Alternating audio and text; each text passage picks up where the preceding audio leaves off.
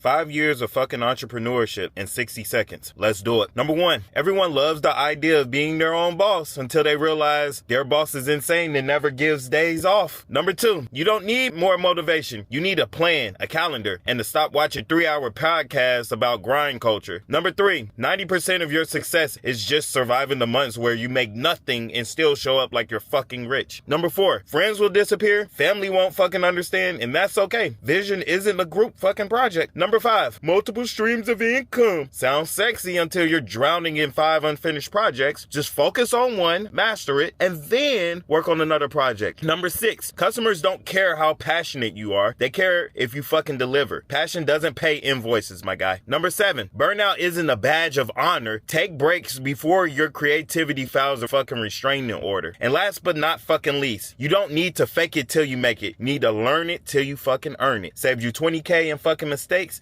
and one identity crisis. Venmo me $5. That's what it is. It's the grace to go through shit and keep going, to recognize opportunities, find value, bring value, find the value and bring the value, and help the folks out. And in exchange for what you present, they will give you a monetary increase. Now, the ones that don't want to, keep going. But there's plenty of them that value your opinion. But it's not just, we jump down to, we go automatically go to the value thing, the value play. Let me see this. I can't do that right now. I'm in the middle of this stuff. I got to get this thought out. So, yeah, you bring it, you share it, it's out there. The value play. Bro. And they don't talk about the ups and the downs. They don't talk about the hits. God, come on, man. Y'all sit back and watch Shannon Sharp get hit with that. It was his fault, but homeboy, he's true. He is moving with a little bit more sureness, I would say, steadiness or pip, because he was, and it just takes that for one entrepreneur to hit and then wake up and realize that this thing isn't what you see in the videos. It's not the Jay-Z. It's damn well not the Puffy. It's I get hit, I get back up. I calculate, I look, I get hit, I get back up, I calculate, I hook. And it breaks people. And it breaks some people down to the point where they either quit or they discover who they are, connect with it, and come back with a level of tenacity that's crazy. And they don't stop. And it's swift. The race is not given to those who blow up at the beginning. The race isn't given to that. It's not given. Your destiny is already written, so you just need to step into it. But as you step into it, you got to realize what this is. And don't be deceived by your buddy. Don't be deceived by these people out here telling you that this thing is, listen, it's work. It takes a lot of focus. It takes energy. You're balancing family. You're balancing it. You may drop the ball here. You may pick up right here. You may make bad moves here. Then all of it draws you closer and closer to that relationship with God, if you allow it to, or it can just draw you to a place where you're just bitter and you're just angry at life. And you're like, I don't like those millionaires. They bad people. I don't do nothing no millionaires do.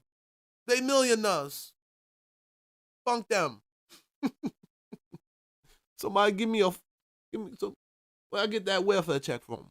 Somebody got a check? Stimulus. The people that realize the level of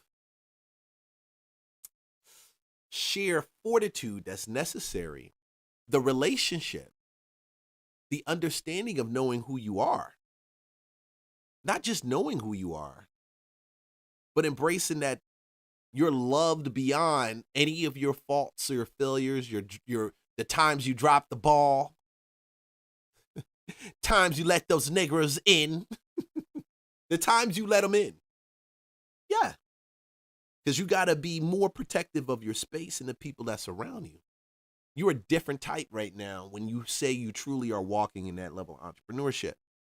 because your mindset isn't held by the people around you. Most of the people don't hold that mindset. So you got to find a way to shield your mind and protect your mind. And the fact is, God will protect you. He will put you in places where people will not find you. And that's probably for somebody, one of my ladies out there, Lizzie, I ain't find my husband yet, but I'm building the business. Girl, keep building. It's cool. Keep building, sis. He will find you. He knows how to present. God knows how to present. He can present to people. He always presents to people. He does it. People, don't let him lie to you and tell you that there ain't enough men out here and they ain't like, listen, God will present to you. And y'all like it's mystical. No, it's trustful. But he will present. He'll present. He presents it to him, presents it to that, to you to him, and him to you. He may be like, damn, I love her. She nice. You might be like, oh God, come on, I need another one. But that's a fact. There's no forcing. We got free will. You're like, Leon, how do you know this? Because I could choose not to be here with you right now talking about this. I could be somewhere completely different, and it would be my choice, and God will continue to reinforce it. But he will keep telling me, hey, man, you probably need to go check out that live stream thing. You probably need to go talk to those people. You know, I think, don't you want to share? No. Well, I told you this. Okay, I got it. I want to go work. Let me go find some place for me to go get this, like, and then I could do this while I'm doing that. And then we can juggle all of this together. Son, chill. Some will, some won't. So what? Next. I had all the time and money I could ever want, and I still wanted to work for somebody. I know it sounds crazy, and I've never spoken about this except to some close friends of mine. But I've been doing content creation since I was around 18 years old, and since then I've only had one other job since. Keep in mind I'm 27 now, and my last job was when I was 19, working at the Home Depot. It was like some summer job, you know, it didn't make a lot of money, but it gave me something to do over the summer. After that summer, I came back and my YouTube channel started doing very well. I started making more money in my businesses to where since then I've never had to have a full-time job. But one thing about content creation, and especially remote work in itself, is that it's very isolating. So I can literally go all day without saying a word to one person, like literally just me talking to a camera or talking to my phone, and that's it.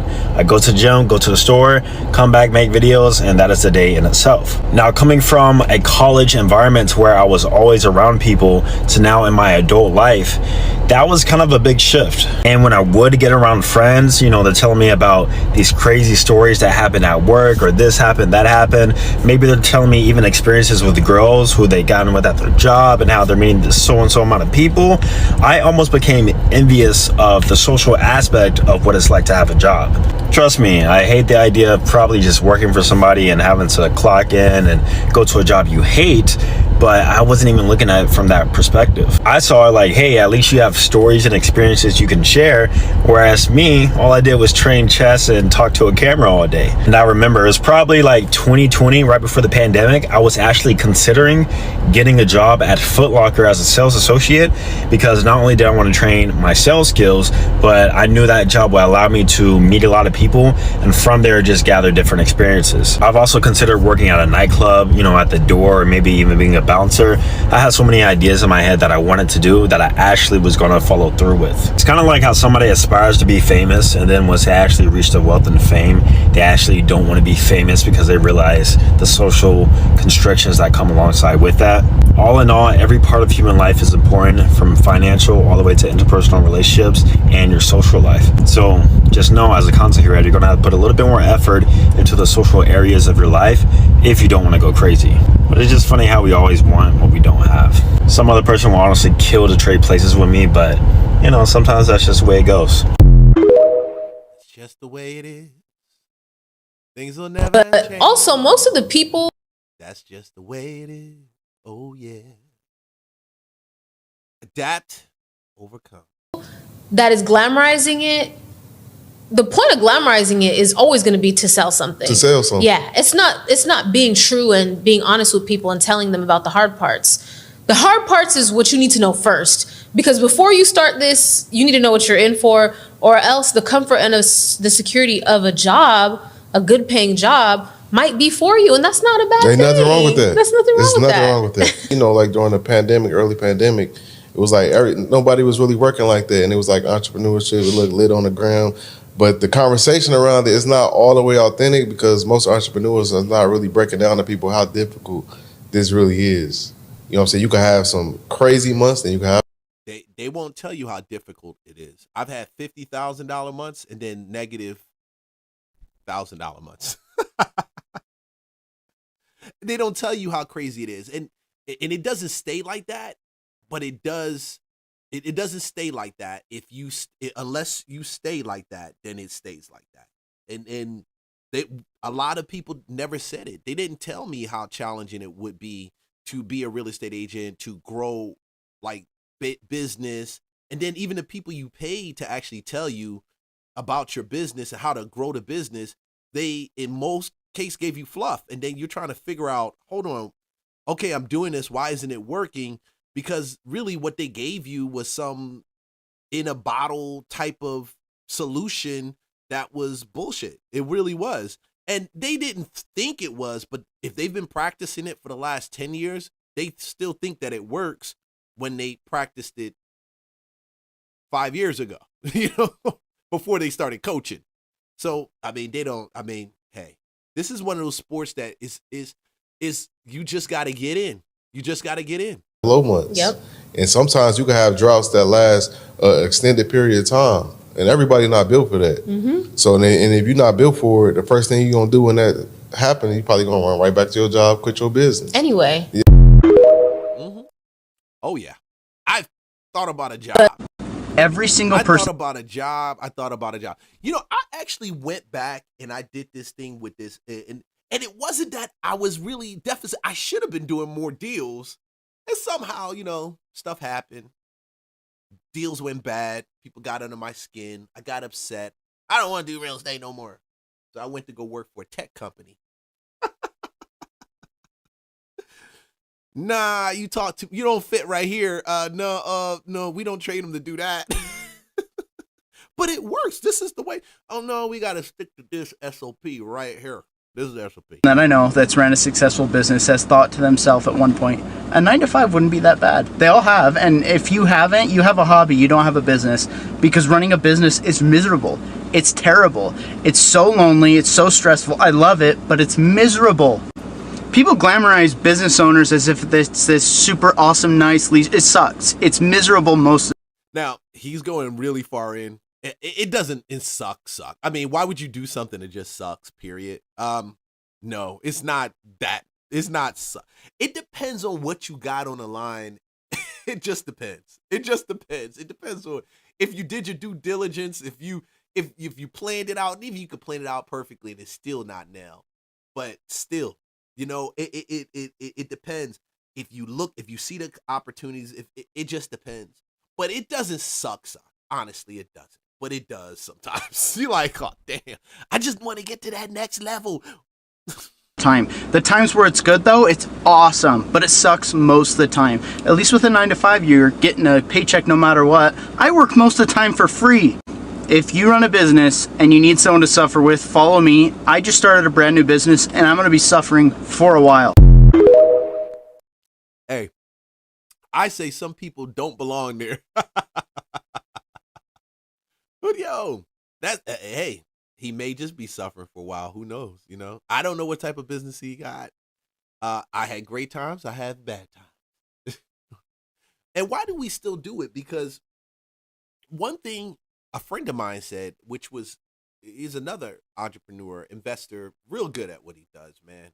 But one thing he did, he stayed in that pocket of this. Like, this is what I do. Now he's growing to another level, which is great. But he had the fortitude to stay in there. And he said, man, I mean, we talking about freedom, or we talking about rich? Or we talking about rich? Or we talking about wealthy rich? So there's levels to this.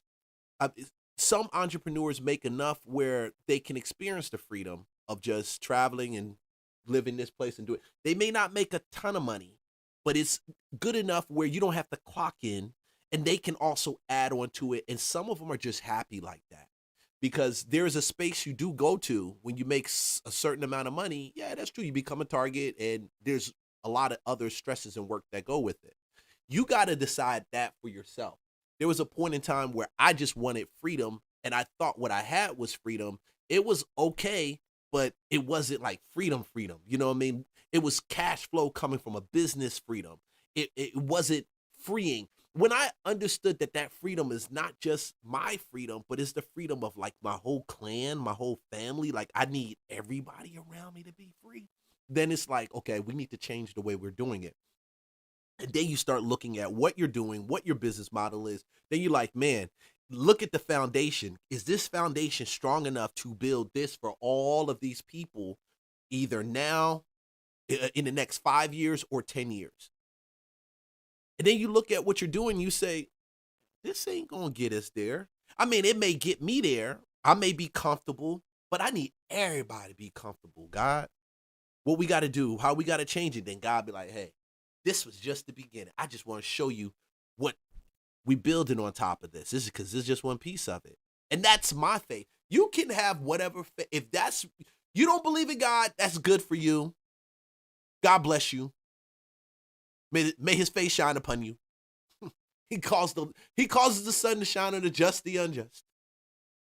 But man, I tell you, if you don't have a sense of faith, a sense of courage and confidence, some type of drawing that says it's not over until it's done, like until I see it, you know, because it's already over.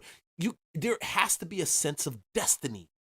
There has to be a sense of destiny in you. There has to be. And like some people are like, oh, destiny. He got a lot of energy. This is for the people that need it. Some of y'all don't need it. Y'all don't need it. Y'all cool. Because entrepreneurship is not for everybody. And we preached it in our culture that it is for everybody. No, business acclimate is for everybody. Everybody should know business. But just because you know business doesn't mean you are an entrepreneur or should be an entrepreneur. That's different. That's different.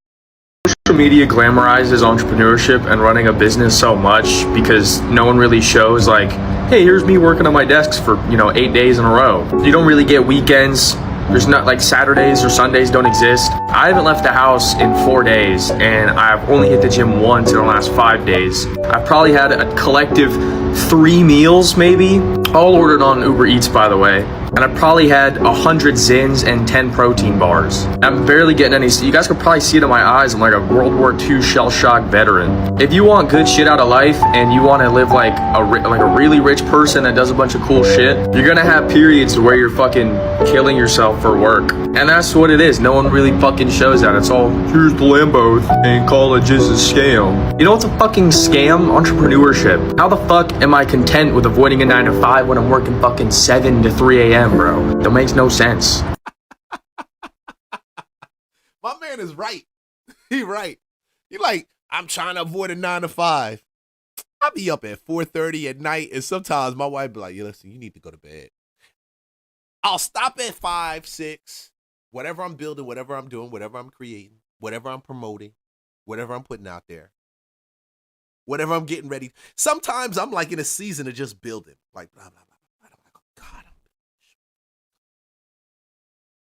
And when I go to bed, sometimes it'd be 10, sometimes it'd be 11. It was one time I was hitting like 9 o'clock to bed, 4:30 up, like consistently, 4 o'clock. Boom, boom, boom. Gym, that. Then I had to realize I don't need to be. They preach. There's a big philosophy in the entrepreneur space about balance. Yeah, you gotta have balance. You gotta have balance. Fuck that. There's no such thing as balance. I'm just telling you, there is no such thing as balance. Throw it out the window. The only true balance, I keep telling people this, is what is spoken to your heart and the passion is spoken to your heart to do at that time. And I believe that's God speaking to you. Not out of your selfish desire, but like, man, I just got to work on this more. I just want to spend more time on this. And you can run for that time, but you got to know your mix. Like me, I need that. I can go with 5. I can go with 5 hours. I love 6, but I can go with 5. I can run with 5 as much as I need to run with 5. But some people need 7. Some people need 3. Some people can go with 2. I looked at the Prime Minister of Japan. She can go with 2 hours of sleep a night most of the time. I'm like, damn, 2 hours of freaking sleep, yo. Different culture. She got a lot of stuff to prove. So you sitting around chasing balance. Hermosi said it one time, and I was like, damn, yeah, that's freeing. There is no balance. The balance is what you need and how fast you want to get to where you want to get to. That's your balance. I enjoy my family, but I also enjoy this. So I have those tug of war seasons where I'm like, more of this, a little bit of that, and more of my wife like, hey, I need you, baby. Blah, blah, blah. You know, I just want to, okay, cool. Bang, bang, bang, bang, bang. Back to work. Man, but you do what you do, and you just do it, and just stop whining and all that little complaining, man. Yeah. Because this stuff does put stresses on people's relationships, and I can understand how, because you're dealing with 2 different things. Like, you're dealing with a passion that you're pushing through, and then a passion you're pushing through, and the next person may not, your spouse, you might have, it takes damn well enough conversation. We definitely got to keep talking. And don't think you can't. There's no, I can run out and just do the hell what I want to do. No.